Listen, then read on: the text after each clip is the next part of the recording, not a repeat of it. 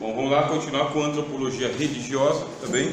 Já descobrimos aqui que a religião ela é um fenômeno humano, modificado humano, que logicamente os sacerdotes e os chefes da religião vão falar que não é humano, que é uma revelação divina, mas esse é um curso bacharel. Por isso a gente tem que ter o senso crítico para saber, religião de Deus? Essa é a religião de Deus? Ou é uma religiosidade humana? E o que a gente vai descobrir? Que é uma religiosidade humana, e é por isso que existe corrupção no meio da religião. Corrupção, você vai perceber bastante corrupção e interesses. Falou em religião, né? Primeira corrupção que a gente vai sofrer é a corrupção do poder. Primeira de todas, poder. Você vai exercer influência sobre pessoas. E o poder vai ajudar você a fazer o quê? Vai ajudar você a cumprir os seus objetivos, seus sonhos, seus projetos, suas ganâncias, através dos outros. Os outros vão construir uma pirâmide para você. Você quer uma pirâmide, entendeu? Você quer uma pirâmide, mas você não vai construir a pirâmide. O que faz você então? Você vai fazer as pessoas construírem a pirâmide para você. Mas como que as pessoas vão construir a pirâmide sem ganhar nada? Não, elas vão ganhar a vida eterna. Porque os deuses mandaram construir uma pirâmide, e se alguém não construir a pirâmide, está lá debaixo da maldição dos deuses. Pelo menos uma pessoa da família tem que ir lá para a olaria fazer tijolo para a gente poder construir pirâmide.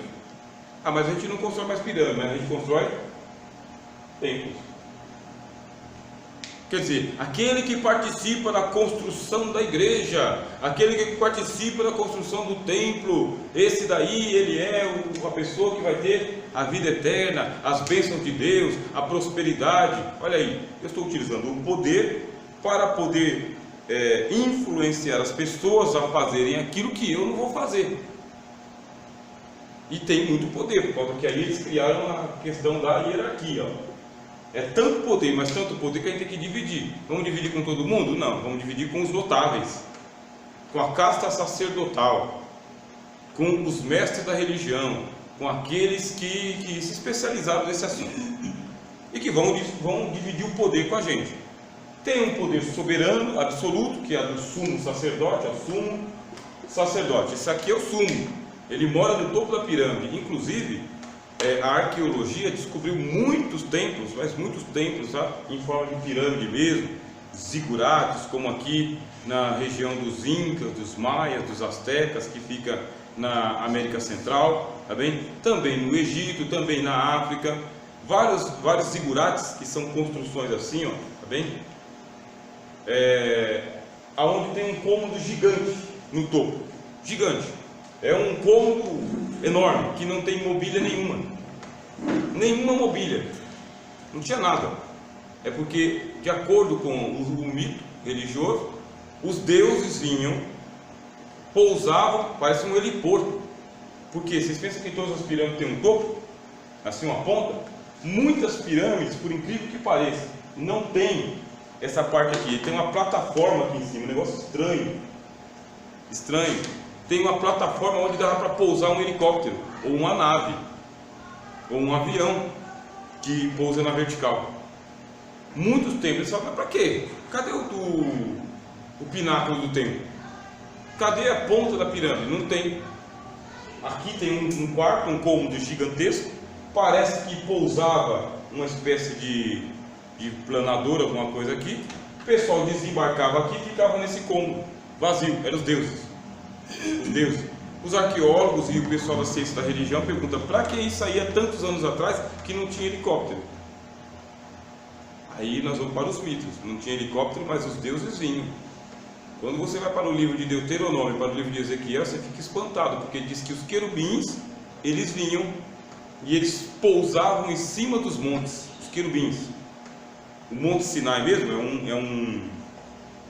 uma cordilheira. O Monte Sinai é uma cordilheira, uma cadeia de montanhas, chamado Monte Sinai, a Cordilheira do Sinai.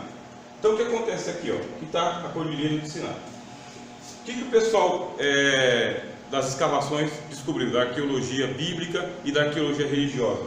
Que no topo dessa cordilheira aqui, ó, em vários lugares, existem plataformas de pouso tá? E decolagem, aqui, ó, do Templo das Pirâmides. É um lugar calcinado. O que é um lugar calcinado? É um lugar que foi asfaltado, calcinado, tá? Pavimentado. Quando você vai para o livro de Gênesis, o livro de Êxodo, o que ele fala?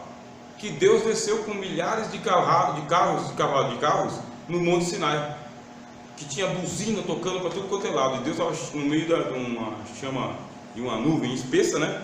Uma nuvem escura, e os querubins estavam presentes com ele ali. Esses querubins, no livro de Ezequiel, diz que eles são as carruagens de Deus, com as quais Deus viaja no mundo. Deus viaja ao mundo. Que negócio extraordinário, né? Então isso aqui está bem lá na cordilheira do Sinai, várias montanhas calcificadas, quer dizer, asfaltadas, planificadas, aonde os querubins pousaram. Isso aí a gente está dentro do mito bíblico, tá? Dentro da narrativa bíblica. Mas quando você vai para as outras construções de pirâmides e zigurates, o modelo é o mesmo. Tem também, tá? É um lugar de pouso e decolagem, e um cômodo sem mobília reservado para os deuses passarem a temporada. Não é temporada de férias não, mas é a temporada de ritos, porque eles vinham em estações próprias. Eles vinham perto das colheitas, eles vinham perto das grandes chuvas, eles vinham também, ou perto dos sacrifícios anuais. Isso aí está escrito na história das religiões, tá bom? Será interessante vocês pesquisarem isso aí. Aqui a nossa aula de teologia, ela é mesmo só para vocês saberem que existe uma área de pesquisa. Explora, tem livro, tem documentário, tem curso de especialização voltado só para isso daí, para a gente descobrir que a religião, ela vai para além, e esse é o ponto que a gente começa agora. A religião vai para além do fenômeno antropológico. Se na primeira parte eu falei para vocês que a religião, ela é humana, é uma criação humana, nessa parte eu falo para vocês, além de ser uma criação humana, tem algo de sobrenatural que realmente se intromete na religião. Não é só psicológico, não é só antropológico, não é só cultural. A partir do momento que você começa a fazer a invocação dos seres não humanos, a gente pergunta na teologia, eles vêm ou não vêm? Aí vem. Aí que dá o problema. Vem. A antropologia religiosa vai mostrar para a gente que sim, que não acontece tudo só no natural. Tem coisa sobrenatural que acontece, que não é só um raio caindo na árvore, como eu falei. Tem coisas que acontecem no mundo, que é um mundo que a gente chama de mundo metafísico, que se intromete com o nosso dia a dia. Dia a dia. Você vai ouvir falar de pessoas, por exemplo, que são sensitivas. Pessoas sensitivas. O que eles dizem da pessoa sensitiva? É aquela pessoa que consegue perceber o mundo espiritual, que está aqui nesse ambiente agora, mas só ela percebe. Ela percebe a presença de anjos, que chamam de espíritos de luz, demônios, que são os espíritos de trevas, espíritos obsessores, que são pessoas desencarnadas que não se resolveram no plano terreno e que também não foram para o outro lado, espíritos obsessores, espíritos possessores que entram nas pessoas, espíritos familiares. São uma pessoa sensitiva. Uma pessoa sensitiva, por exemplo, ela pega um objeto e ela vê quem é que pegou nesse objeto. Dependendo da pessoa que pegou nesse objeto, ela consegue saber quem pegou e o que a pessoa está passando. Isso é uma pessoa sensitiva. Aí você fala, mas eu sou evangélico e não acredito em nada dessa pataquada. Mas existe, mesmo você não acreditando. O mundo espiritual existe, tanto quanto o mundo religioso. Mundo religioso, aqui ó, mundo religioso é antropológico ou humano, tá bem? Mundo religioso. E o mundo espiritual? Aí sim, o mundo espiritual é a existência desses seres de outra dimensão, de outro plano, de outro mundo, aqui no nosso mundo. Porque se não tivesse, tá bem? Não tivesse alguma comprovação empírica. O que é comprovação empírica, irmãos? Se não houvessem experiências em grande número relatados em todas as religiões que comprovassem o fenômeno religioso, a religião não existia mais. O que é que sustenta a religião? é porque acontece a coisa que a religião diz que acontece. É isso, eu passo pela experiência. Passando pela experiência fica muito mais difícil, não é só um negócio lógico. Se fosse lógico, a religião já teria sido descartada há muito tempo. Mas não é lógico, é porque aconteceu comigo. A pessoa diz: eu vi, eu ouvi, eu senti, eu passei por isso, eu estive lá. Quando você fala com um sensitivo, o sensitivo ele pega e fala: eu estou vendo, eu estou ouvindo, eu estou sentindo. Aí você e eu que não acredita nisso fala: tá, isso é coisa da barriga cheia. Só que quando você vai para o mundo religioso, não é bem assim. A pessoa realmente está vendo, sentindo e ouvindo.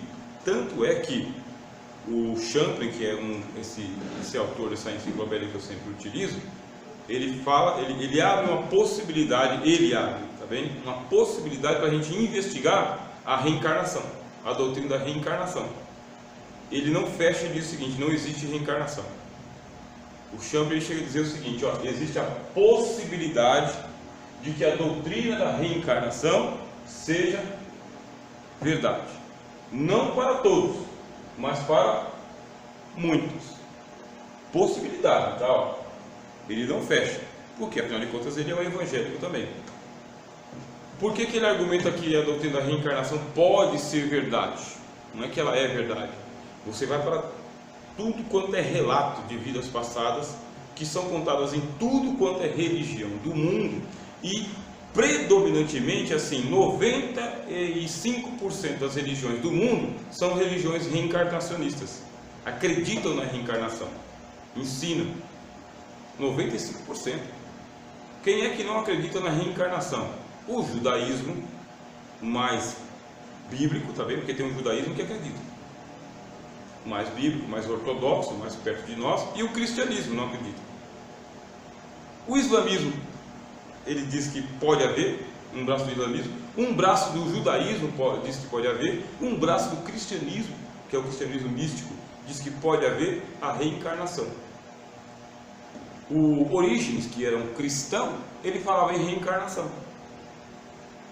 E a reencarnação é uma das doutrinas religiosas mais propagadas do mundo. O que diz a reencarnação? Você é uma alma, você está passando por um processo de aperfeiçoamento. Ó. Esse processo de aperfeiçoamento exige que você passe por ciclos de nascer e morrer, nascer e morrer, nascer e morrer, até que você venha a se aperfeiçoar. Por que nós da fé cristã descartamos a doutrina da reencarnação? Primeiro, porque Cristo não reencarnou. Cristo encarnou. Cristo encarnou. Ele não reencarnou. Esse é o primeiro ponto. Segundo, Cristo ressuscitou. Ele não reencarnou. Ressurreição não é reencarnação. Cristo não reencarnou. Cristo ressuscitou. Terceiro, os apóstolos não ensinam a reencarnação. Quarto, se a reencarnação é um meio de se salvar, não precisa de Jesus, porque a reencarnação é um método de autoaperfeiçoamento, autoiluminação, como os gnósticos ensinavam. Os gnósticos, eles eram reencarnacionistas. Agora, se Cristo se manifestou para tirar os pecados do mundo, quer dizer que eu não preciso me reencarnar. É uma salvação que vem do Cristo e não de mim mesmo. A fé cristã rejeita a doutrina da reencarnação. Não significa, de acordo com o Champlin, que ela não aconteça. Ela pode estar acontecendo, é uma possibilidade de algumas pessoas passarem pelo processo reencarnacional. Algumas não, milhares e milhares. Possibilidade, só que não se fecha isso daqui. A linha ortodoxa evangélica a gente já mata logo e fala: o Champlin viajou, foi muito longe, não cremos nele. Bom, mas todo esse negócio da religião, quer dizer, da doutrina da reencarnação, é só para a gente começar o assunto. A coisa vai bem mais longe do que isso. É só para a gente iniciar o assunto mesmo. Eu vou abrir para vocês falarem alguma coisa, tá bem? Aí a gente já dá continuidade. O cara então estudou para chegar a nada. Ele sendo evangélico, ele assegurar que existe isso aí para outras religiões. Existe a teoria, mas a prática mesmo em si da coisa não existe. O cara estudou, Está chegando num poço sem fundo? Não existe. Pronto. Existe teoria de que pode existir, mas existe realmente a reencarnação? Não existe, tudo bem, é uma possibilidade. Mesmo essa possibilidade não existe. Estudo para falar isso aí, sabendo que o aperfeiçoamento vem de Cristo, pronto, nem quando a gente for para o céu de glória ressuscitar, não vai ter uma encarnação que vai ser o mesmo corpo. Então vem aperfeiçoamento de Cristo. Não vem de nascer, não vem uma alta. O que é interessante a gente imaginar o seguinte, é que quando a gente é evangélico, a gente pensa o seguinte: os judeus não acreditavam em reencarnação, por ser evangélico. Só que um estudioso como esse homem aqui, ele descobriu o quê? Que na verdade os judeus acreditavam em reencarnação. Os judeus acreditavam em reencarnação, os judeus acreditavam em anjo da guarda, os judeus eles acreditavam em invocação de espíritos. O livro de Tobias fala de como invocar um demônio, o livro de Tobias, dá o ritual certinho de como invocar um demônio. Quer dizer que a gente pensa que os judeus não acreditavam em reencarnação, mas eles acreditavam. Tanto é que o Saul, ele foi lá e ele invocou o Samuel. E quando você vai para Samuel, para a interpretação evangélica, era demônio. Mas para a interpretação do texto, não era demônio, era o próprio Samuel. O texto, isso é hermenêutica, tá? O texto fala, é Samuel. Samuel. Os judeus acreditavam que era o Samuel mesmo. Só que a gente é evangélico, a gente já descarta, por causa que a gente tem uma demonologia pré-definida. A gente tem que tomar cuidado com a pré-definição, por causa que ela se intromete na interpretação. Pré-definição. Já que é assim, eu não aceito mais nada. Só que como a gente está fazendo um curso bacharel, vocês são investigadores. Um bacharel tem que saber investigar. Não tem nada pronto para o bacharel. É esse drama que o senhor passa, o Washington passa, o menino, se ele vier para o bacharel, vai passar também. E eu passo.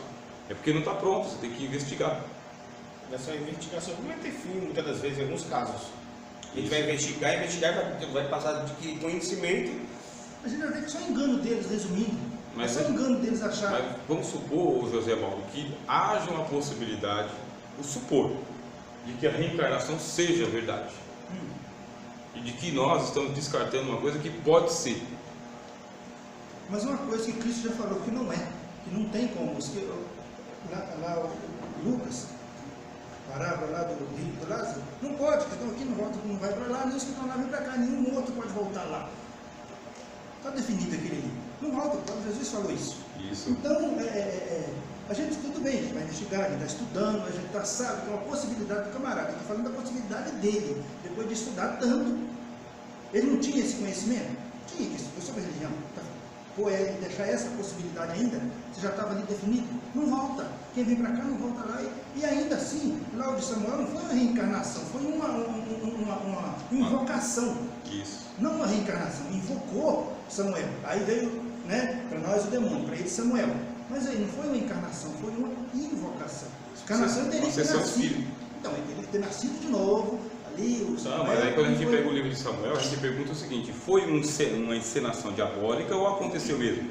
Se a gente hoje nós invocássemos a alma dos mortos, será que os mortos viriam? Sim ou não?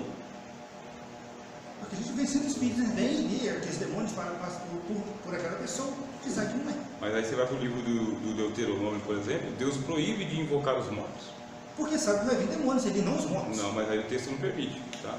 O texto não permite, é a interpretação nossa. Mas aí a gente fala, por que Deus não permite invocar os mortos? Será que é porque se eu invocar os mortos eles vêm? Tem definido. Até mesmo Isaías faz favor dos vivos para consultar os mortos. Mas consulta-se os mortos. Aí a gente pergunta, são os mortos mesmo? Seria, uma ousadia, tá bem?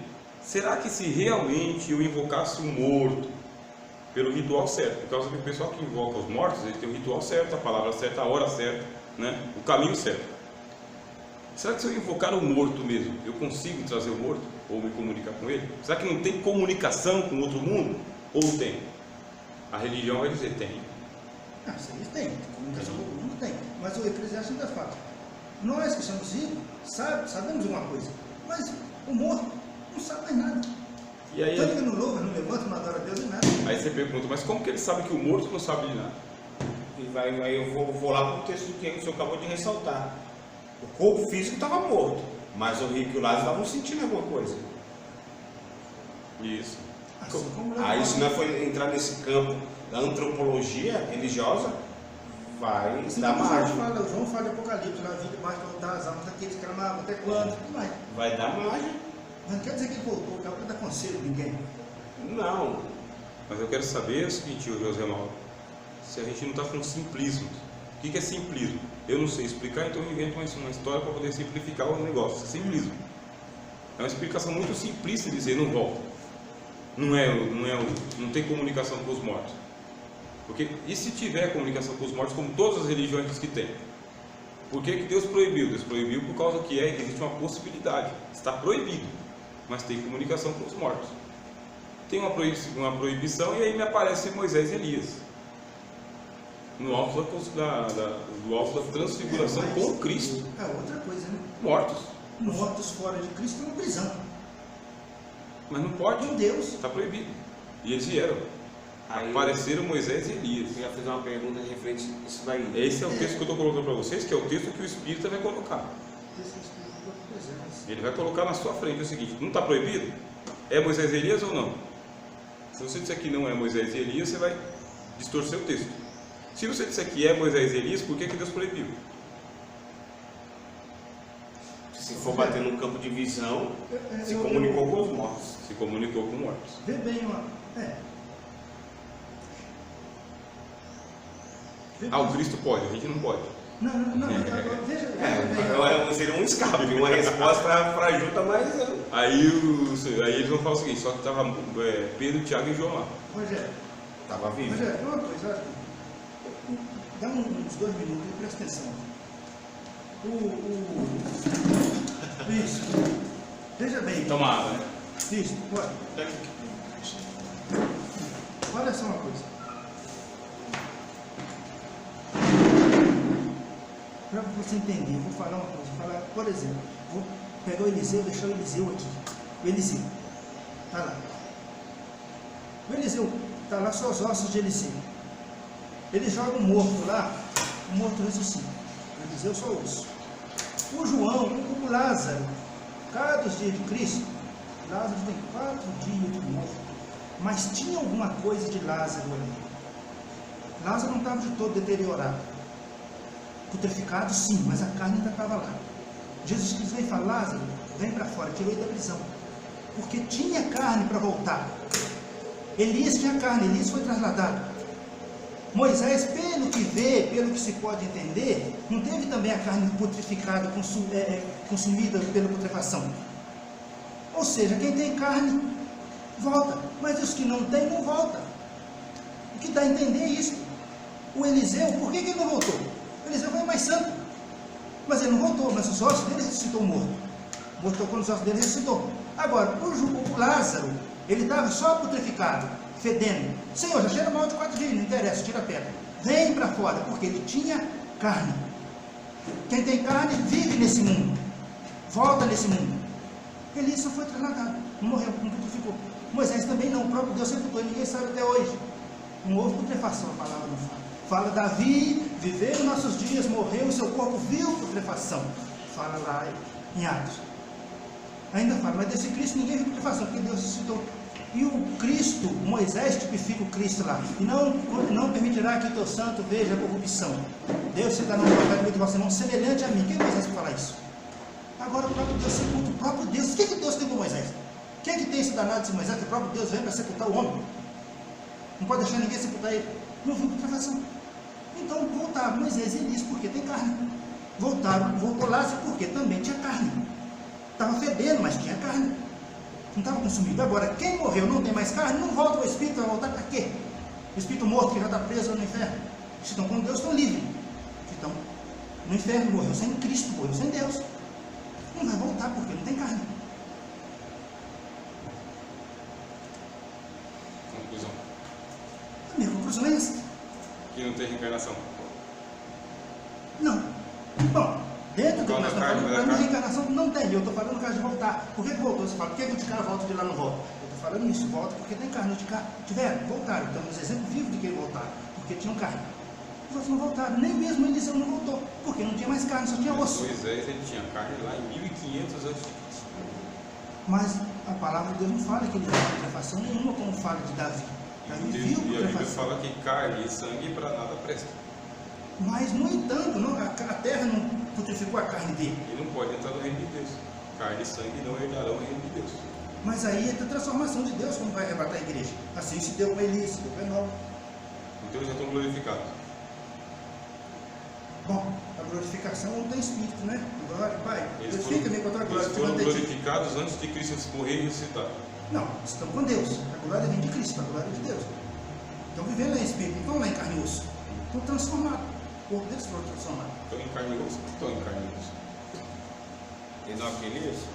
Não, carne e sangue na terra de Deus, está lá, estão transformados. Tanto que cai a capa de Elias. Foi transformado? Foi, podia subir, porque lá não subiu por quê? Foi transformado. É o que fala a palavra de Deus. Então, o ponto da nossa investigação é não simplesmente dizer que não existe, que não acontece, mas que a gente não entende, a gente não sabe. Pode acontecer, tá? de haver comunicação entre o mundo dos mortos e o mundo dos vivos. Pode acontecer, é uma possibilidade.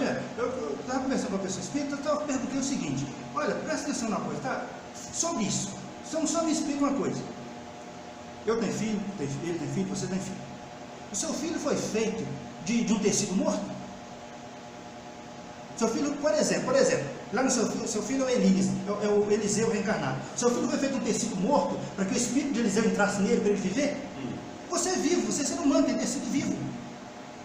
Espermatozoide vivo, óvulo da sua mulher vivo, tudo vivo. Para você fazer um filho, agora você vai fazer um filho morto? Tem como um morto nascer? Não tem como nascer. Você vai pegar isso aqui morto. Agora você vai pôr isso aqui no ventre da sua mulher, o espírito de Elias entra aqui, agora vai ser um menino. Está entendendo? Você é tecido vivo, cara. Não tem como a gente adotar isso. Mas quem vivifica o tecido? Você é feito Não, tecido espírito. vivo, hein? Não é o espírito que E vivifica a você carne. já tem o espírito para isso. Por isso que Deus falou com o homem crescer e multiplicar. E Deus não veio agora colocar o espírito em cada um do que criou. Soprou na linha do homem fôlego de vida. O homem já está vivo. Pronto, agora ele é tecido vivo. Ele foi fazendo cópia mais cópia. E assim por diante. É só cópia, é só xerox.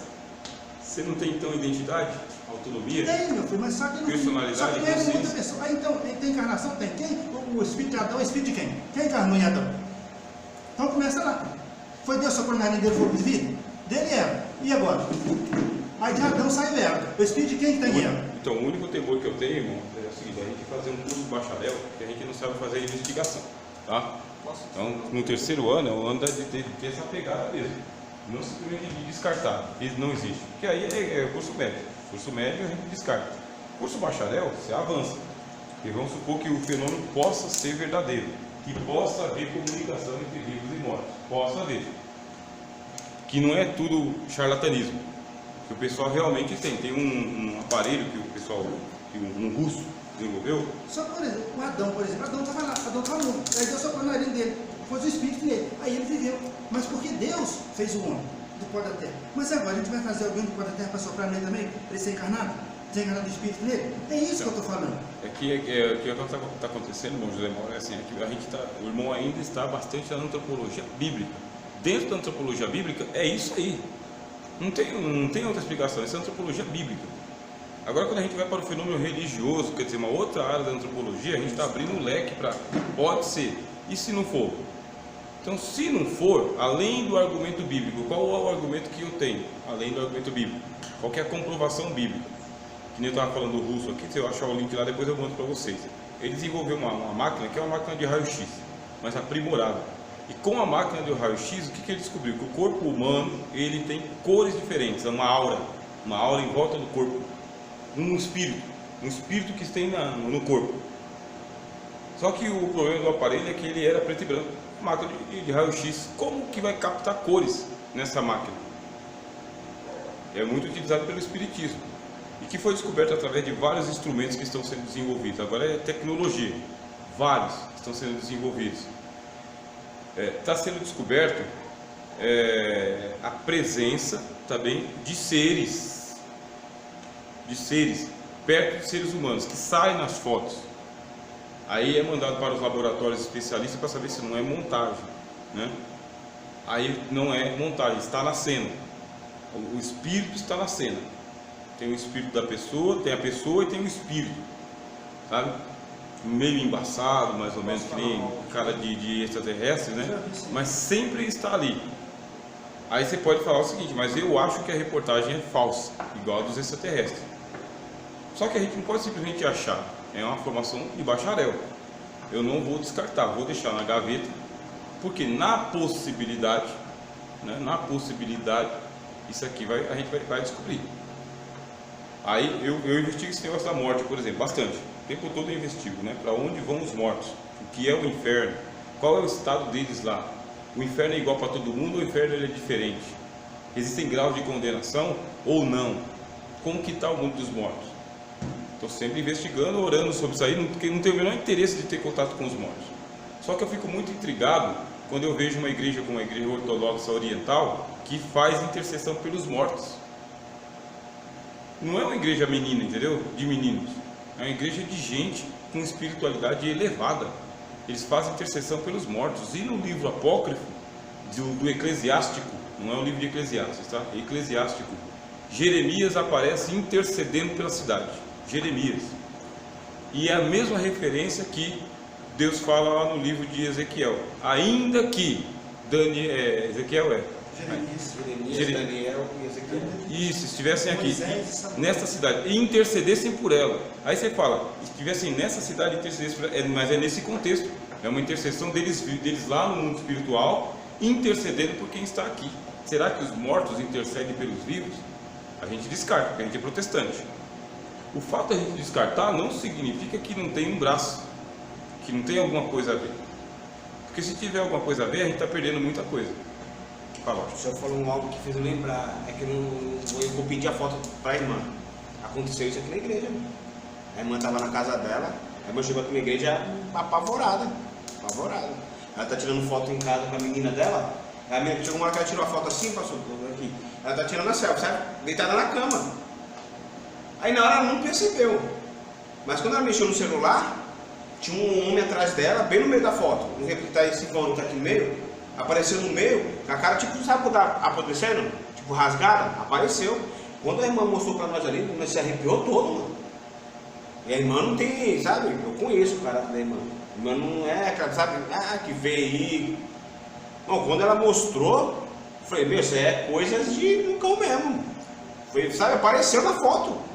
Apareceu. Eu posso falar que se transfigurou ali numa imagem de um ser humano, não sei. Mas que eu vi ali no celular ali, vi. Eu vi também vídeo da pessoa no monte lá, orando, uma mão do lado lá, uma coisa feia, bicho feio do lado lá. Falei assim, um monte fica pulando lá, porque fogo vai ficar descolado, deve não é Deus nada. A irmã chegou aqui, quando ela mostrou, não tinha um que não sentiam algo, sabe, estranho, mano. Então, É algo que... nós, por exemplo, nós seres humanos, né? A gente vê assim, ó, altura, largura e profundidade, tá vendo? É assim que a gente vê. Então você tem altura, largura e profundidade. São 3 dimensões, só 3. Tem alguns animais que eles veem mais do que 3 dimensões. Eles veem 4, 5, 7 dimensões. O que é isso? Eles enxergam uma coisa que a gente não enxerga. Eles ouvem coisa que a gente não ouve. Então, você vê, por exemplo, a jumenta lá do Balaão. Ela vê o anjo. O Balaão não vê. É um animal que vê o anjo. O Balaão não vê. O que acontece com a gente?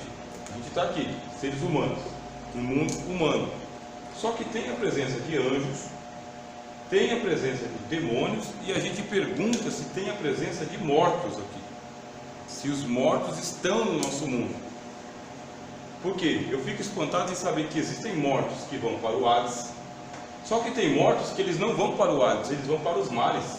Livro do Apocalipse. E deu o mar os mortos e deu o Hades os mortos. O Hades, quando ele está passando lá com o cavaleiro dele, o cavaleiro verde, ele só pega quanto? Ele pega 2 terços, né? Uma quarta parte. Ele só pega 1/4 de mortos. No Hades só tem 1/4 dos mortos. Tem 3/4 de mortos que não estão no Hades, estão aqui, ó. Esse que morre Soltos. afogado, não é aqueles que morrem afogados? Não são os que morrem afogados lá? Não quer dizer isso? Não, mas na nossa interpretação, morreu, a alma vai para o inferno. Não é isso. O corpo está no mar, mas a alma vai para o Hades. Só que o Apocalipse fala que não, que eles saem do mar, eles não saem do Hades. E que para o Hades só vai 1/4 da humanidade, só 1/4. 3/4 não vai. E os gregos dizem o seguinte, olha, Aí, antropologia, dá até para a gente estar gravando, mas não estou gravando, tá? Os gregos dizem o seguinte, ó, isso aqui é o mar. Isso aqui é o mar. O Hades tem uma entrada, tem uma porta. O Hades é um lugar onde você descansa, a alma descansa. E se a alma não entrar no Hades para o descanso, ela fica vagando no mar, que é uma condenação pior do que o Hades. O Hades pelo menos é um lugar. O mar não. O mar você perde a consciência de quem você é, os gregos que dizem isso, né? Você fica inconsciente, você fica um monstro inconsciente, marinho, uma coisa assim. Perder a consciência de quem você é pior do que você ir para a condenação. É isso que os gregos vão dizer. Quer dizer, por que a Bíblia fala? Essa que é a minha perturbação. Por que a Bíblia fala de mar dar os mortos e o Hades dar os mortos que nele havia?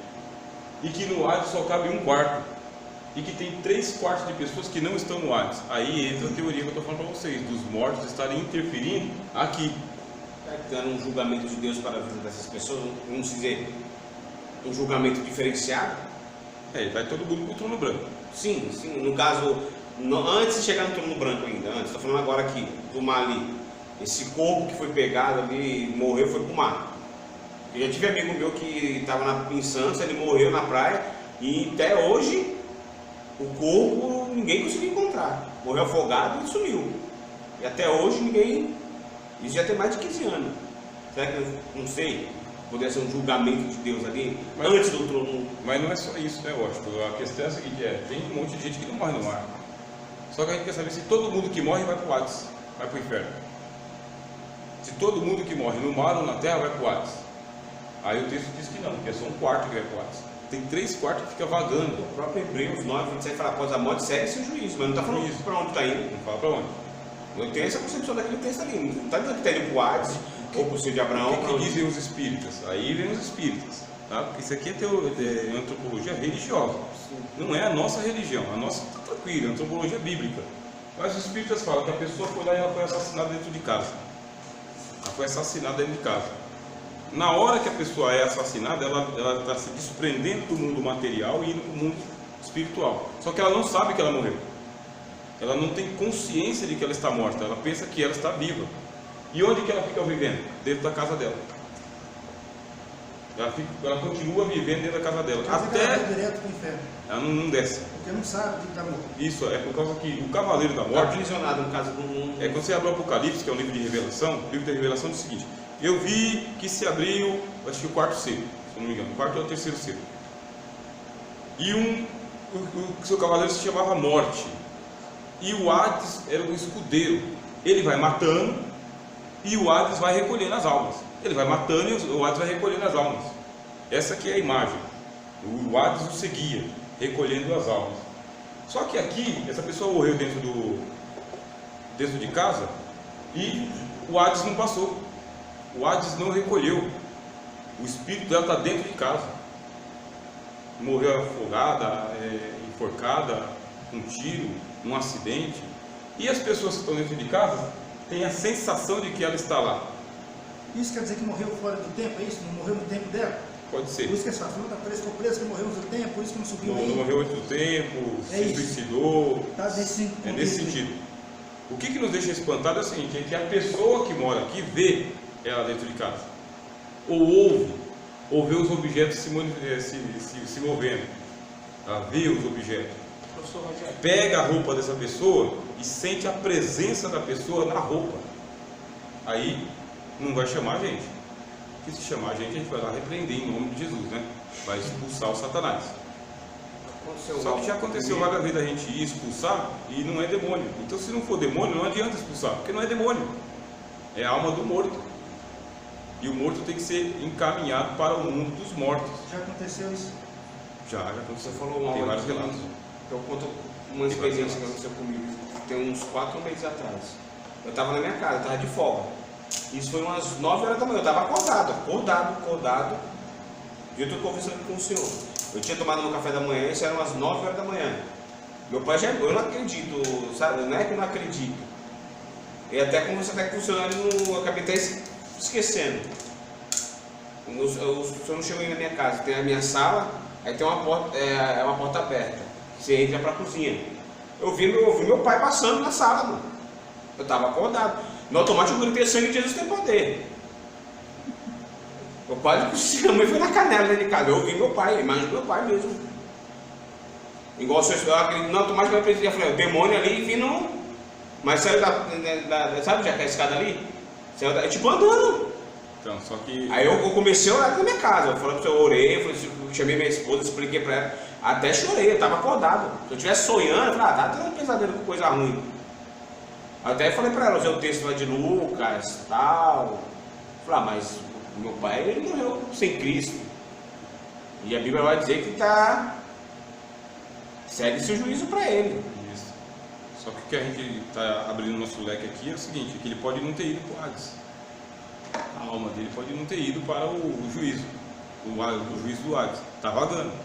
Os católicos, eles sabiam disso. Ó. Os católicos, eles diziam, os católicos da Idade Média, a gente fala o seguinte: você morreu.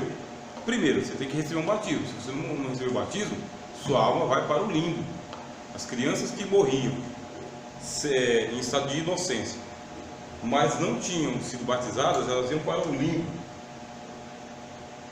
O limbo não é o purgatório. O purgatório já é para quem tem pecados veniais. O limbo é para as crianças. Por isso que pegava a criança que estava morta, e batizava a criança, lavava o corpo dela. Batizava a criança para ela não ir para o limbo. Embora que o catolicismo está cheio de lenda, né? E depois enterrava essa criança num cemitério cristão, tá? Com o sinal da cruz e tudo. Enterrava ela aqui. Esse terreno aqui é um terreno sagrado. Terreno sagrado, nesse terreno aqui os demônios não têm domínio. Corpo de cristão, demônio não tem domínio, porque ele está enterrado num território sagrado, sagrado a Deus. Agora, se você é um pagão, aí você não recebe o batismo cristão, é enterrado fora em qualquer terra profana, e os demônios podem fazer o que quiserem com o teu corpo. E se o demônio tiver o teu corpo, ele domina a sua alma. Isso é o mundo da religião.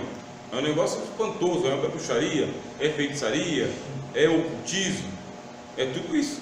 Mas é o mundo da religião, não é o mundo físico, não é um mundo que a gente explica matematicamente. É uma coisa que acontece. O cara ir lá e beber realmente no crânio de um morto, não é só por causa que ele é um sádico, entendeu? É porque ele sabe que se ele beber no corpo, na caveira de um morto, tem um ritualismo ali. Tem uma presença. Os índios, eles falavam o seguinte: a gente tem que beber o sangue dos guerreiros valentes. A gente não pode beber o sangue de um guerreiro covarde, porque aí o espírito do covarde passa para a nossa tribo. Você bebe o sangue de um guerreiro valente, aí o espírito do valente fica na nossa tribo. Isso é religião. Aí no caso aí, a pessoa morreu, não sabe que morreu, não vai para o inferno, fica vagando por aí. No caso aí, não é bíblico aí, é fora. A gente está vendo. Aqui para nós, no mundo bíblico, o crente está aí na rua, toma um tiro lá, um assalto, toma um tiro, morreu, vai para o céu. Se é ímpio, vai para o inferno. Aí no caso, só tem então bom, não tem o céu e o inferno. Só tem então, ou o cara vai para o inferno ou fica vagando, também não vai para o céu. Exato. Nesse olhar aqui. Nesse olhar aqui, sim. Agora, se ele for um espírito iluminado, né? Uma alma boa, minha avó, por exemplo, sabe? Sua avó, uma alma boa, aí ela vai para um plano superior, recolhido por próprios espíritos iluminados, e aí ela vai para o mundo de luz. Só que lá ela tem que também passar pelo processo para ela poder reencarnar. Se for necessário ela reencarnar, senão ela fica por lá mesmo, curando as almas. O senhor já não pergunta em cima disso daí. Então, exemplo, nós somos cristãos. Deus nos permite a gente ser recolhido agora, levado. Quem não vai levar a alma do cristão? Quem vai levar? Os anjos. Os anjos. Os anjos. E a pessoa que morre sem Deus? Desce, fica sozinho. Biblicamente assim, fica sozinho. No caso, nesse contexto, tem uma possibilidade de um demônio pegar a alma e levar? Não tem. Não, a alma vai andar. Fica vagando. É que nem aconteceu com um rico, né? Morreu e foi sepultado. Aí estava no Hades. Mas não veio ninguém buscar ele, nenhum anjo, nenhum demônio. Ele simplesmente abriu os olhos e estava no Hades. Mas se no caso ele está usando esse contexto ali, usando uma lógica. Uma lógica.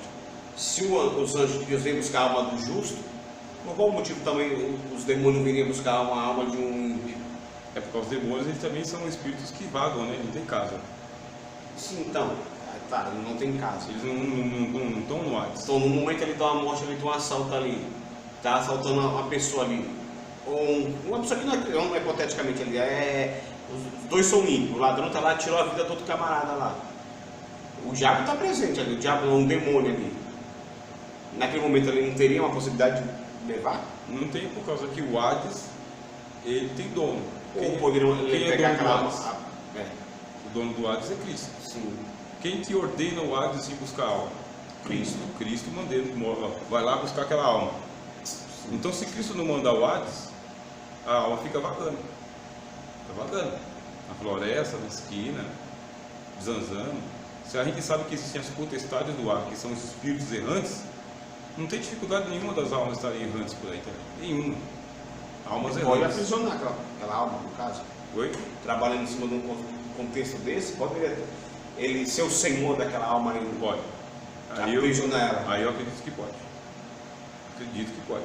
Se ela está errante, se ela não foi para o Hades, se ela não foi para o paraíso, está errante, aí ela vai sofrer a obsessão de Satanás. Ele vai ser subordinado a ele. Aí entra aquilo que a gente está falando lá. Pode ser então que o demônio se passe pela pessoa. Porque quando aconteceu esse negócio aí, tem uns 4, 5 meses atrás, eu fiquei nessa teoria. Eu acredito que o diabo pode ter usado a imagem ali, né? Meu pai, no caso ali, eu não sei se meu pai foi ou não foi, é ele com Deus. Eu estou com vida aqui, eu estou lutando para tentar chegar no céu. Meu pai, ele teve uma experiência dessa daí. Ele teve duas experiências dessa daí, né? A primeira foi o meu padrinho que morreu. Meu padrinho, ele não sabia, tinha diabetes, a diabetes dele subiu, 40 e poucos anos, morreu, né? Na oficina, arrumando o carro. Morreu, meu padrinho. Aí passou algum tempo, meu pai é espírita, né? Então esse pessoal espírita, eles têm muito contato com os mortos. Nós evangélicos a gente não tem. Não tem. Eu não tenho contato com mortos. Tenho contato com o Espírito Santo. Mas os espíritas têm. Aí meu pai estava indo, né? Aí apareceu para ele o meu padrinho, que me batizou, né? Aí meu padrinho pegou e falou para ele: ó, Lima, fica despreocupado, eu estou bem, tá? Eu desencarnei, mas eu encontrei o caminho e só dá um recado para minha família que eu estou bem. Fala para os meus filhos, fala para minha esposa que eu não estou sofrendo do lado de cá, eu estou bem. Aí meu pai teve uma crise de choro, sabe, com esse negócio aí, mas passou o recado lá para minha família, que ele estava bem. Não passou muito tempo, morreu a minha avó. Morreu a minha avó. Aí ele veio de novo, meu pai teve outra experiência com a minha avó e o meu tio. Os dois apareceram. Os dois apareceram para dizer o seguinte: a gente se encontrou. A gente se encontrou, a gente está bem, né? Estamos no mundo de luz, estamos em aperfeiçoamento. Só o seu vô que a gente não encontrou, porque o meu vô era um velho ruim. Pensa num velho ruim, um baiano ruim, sabe? Ele praticava maldade com facilidade. Aí falou: só que o teu vô, o teu pai a gente não encontrou não. Teu pai está vagando na escuridão. Ele não encontrou o caminho de luz ainda, ele não se desencarnou, ele não se desprendeu da matéria ainda. Meu avô, ele morreu atropelado lá em Aturovinho. O caminhão passou por cima dele lá e esmagou a cabeça dele. Você vê a tragédia que aconteceu, né? Os dois morreram de boa, meu avô morreu na tragédia. Aí vem os espíritas e colhe esses fatos do mundo todo para mostrar, né? Para criar a teoria espírita. E como você desencarna, como que você se desprende do mundo espírita, do mundo material, como que você vai para o outro lado, vai ter que ser doutrinado. Se você não for doutrinado, você é chamado no terreiro. No terreiro você é doutrinado pelo Pai de Santo, é o Pai de Santo que doutrina o espírito obsessor até ele se desencarnar e ir embora. Quando ele se desencarna e vai embora, e passa para um mundo melhor. Outra coisa que eu investigo também é que todo mundo que diz que morre e volta, eles vê um túnel de luz. Eles morrem, passam lá 15 minutos morto e voltam. Todos eles veem um túnel de luz, que é um túnel que atrai eles. Não tem como não ir. É puxado, sabe? Todos eles falam. E quando chega do outro lado, reconhecem os entes que partiram. Todo mundo que partiu eles reconhecem, né? E só não encontram aquelas pessoas perversas. Aí eles não encontram as pessoas perversas, mas encontram as pessoas boas do outro lado. Só que volta. Eles voltam por causa que uma voz fala, não terminou seu tempo ainda, você tem que voltar. Aí eles voltam. Quando eles voltam, eles contam. Só que só tem 1 hora para poder recolher o depoimento deles. 1 hora. Se vocês quiserem pesquisar, é ressuscitação. É o nome do... Sabe o que eu puxei esse assunto pro senhor? Eu falei para poucas pessoas aqui na igreja. E eu também não tive discernimento. Não sei se foi sonho de Deus, ou se foi algo da minha carne, da minha imaginação, não sei. Mas, não sei se vocês souberam que tem a velada da Meg que teve aqui, né? Na igreja. A menina que morreu, o que acontece? De quem? Da Meg. É. Que morreu, que faleceu, né? Recentemente, né? Isso, recentemente. O que acontece? No dia do velório, o que acontece? Eu vim do trabalho, né? Depois fui pra casa, do velório, vim do meu trabalho, eu fui pra casa, eu fui dormir. Normal, aí a gente já sabe, não, hoje eu soubesse da notícia, então no trabalho. Acontece, fui pra casa dormir. Nisso eu fui pra casa dormir, aí avisaram. Eu tô ouvindo, pode falar.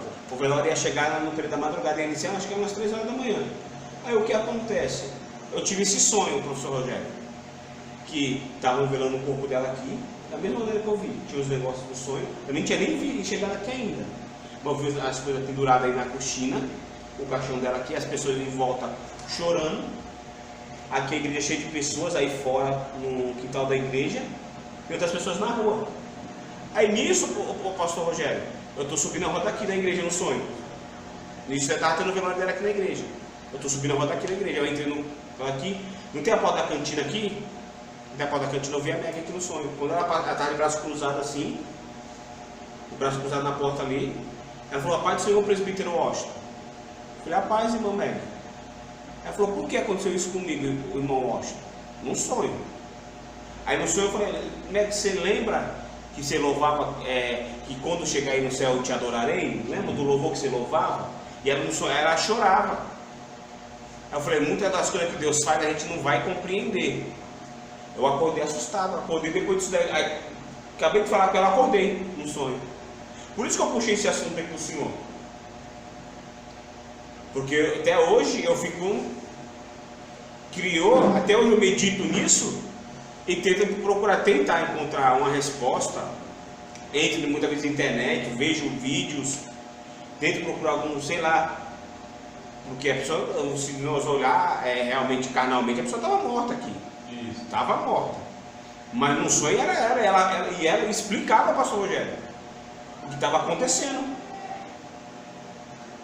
Por isso, quando o senhor começou esse curso aí, eu não tinha nem falado desse curso aí, não. Então, é exatamente por causa desse assunto, irmãos, que existem os místicos. O místico é aquele que está dentro da religião, mas a religião dele não é formal. Ele tem experiências. Uma experiência como essa daí. É uma experiência que você vai procurar no material, você não encontra.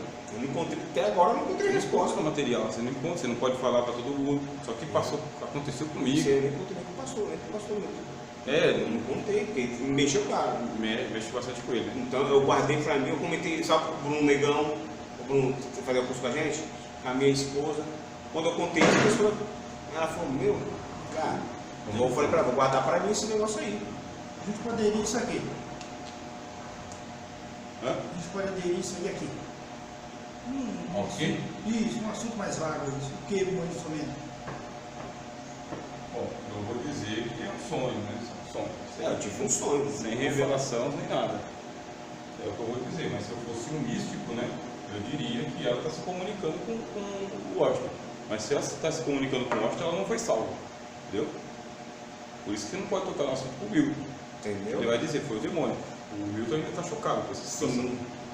Quer dizer, se ela realmente se comunicou com o Washington, ela não está salva.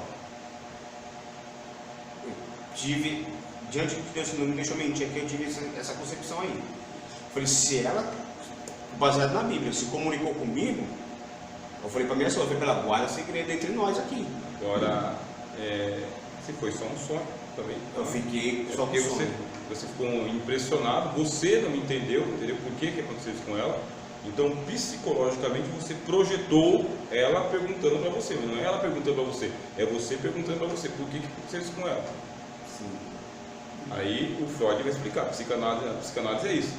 No sonho é sempre assim, nunca é uma outra pessoa, é sempre você se passando por outro personagem. Questionando. Então, quando você sonha com a sua mãe, com o seu pai, quando você sonha com seu irmão, com seu patrão, nunca são eles. São subcamadas da sua consciência, subcamadas de você mesmo, conversando com você mesmo. É você fazendo pergunta para você que você não consegue fazer, porque você está acordado. Aí eu fiquei pensando num contexto, acho que judaico, não sei se aquela informação era verdadeira, que quando chega no terceiro dia dos judeus, e faz aquela oração, né, para que o espírito da pessoa pairava, né, sobre a pessoa, para ter a possibilidade da pessoa ressuscitar. Até na minha mente eu me questionei sobre isso, mas até então eu deixei quadrado entre eu e minha esposa ali e Deus. Eu contei aqui, eu passo muito tempo aqui, né, para o respeito a ele, o amor que ele tem por ela e tal. Aí eu até falei para algumas pessoas, falei, meu, sei lá, eu fico com um sonho ou dom que o diabo lançou na minha mente. Na minha mente eu fiquei com isso, entendeu, professor? Para não faltar com respeito com o sentimento de ninguém. Tem um camarada, tem alguns testemunhos na internet que falam o seguinte: olha, eu era crente da igreja, tá? Você pode vasculhar lá, eu era crente, pastor, até um africano tem um testemunho disso aí, outro de algumas comunidades, e eu morri. Eu morri e fui para o inferno. Fiquei lá no inferno. E só voltei porque Jesus falou, vou te dar uma nova chance. Mas o próprio Jesus entrou no inferno e falou, estou te dando uma nova chance. Que a sua alma não é do céu, a sua alma é do inferno. Aproveita a nova chance.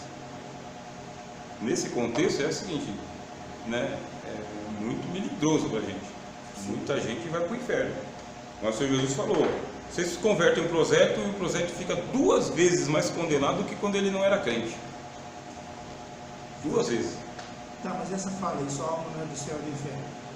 Vou te dar uma nova chance. Para quê? Para ele se converter? Para ele se converter. Aí ele agora volta. ele para o céu. Agora ele está se convertendo. Essa é a fala deles, né? Bom, vou gravar mais um pouquinho, tá bom? Aí a gente já pode dar uma pausa.